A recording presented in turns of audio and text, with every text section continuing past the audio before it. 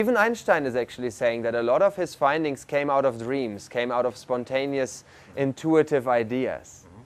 And so in this way, it takes an openness of the mind even to be a scientist.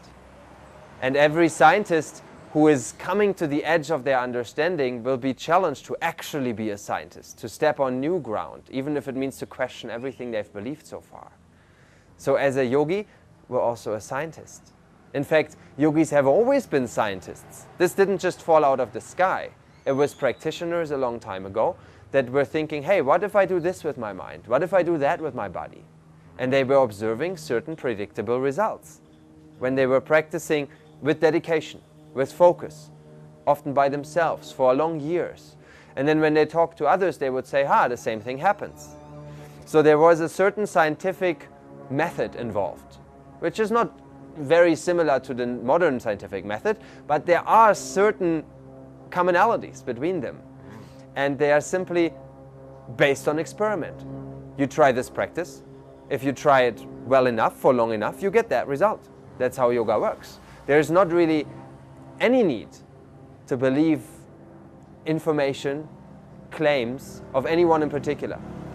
Instead, there are certain techniques, and the mind will say, oh yeah, these techniques, they don't seem particularly dangerous. I might as well try them out.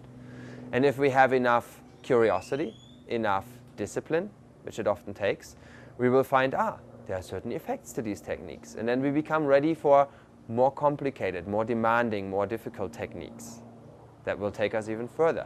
So ultimately, every yogic practitioner is becoming a scientist, making all the necessary experiences again, all over again, from scratch. Because only then are the findings truly valuable.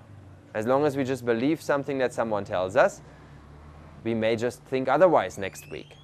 But something that comes from within, a deeper knowledge, as it is called, vijnana, a higher knowledge, that arises from source, we might say, is not subject to doubt.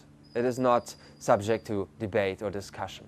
It is something that we are absolutely certain about because it comes directly from source and we perceive it directly. So that is how yoga works. It is not just reading a book, learning some knowledge. It is rather using some tools in order to gain insight that will then take us to full truth.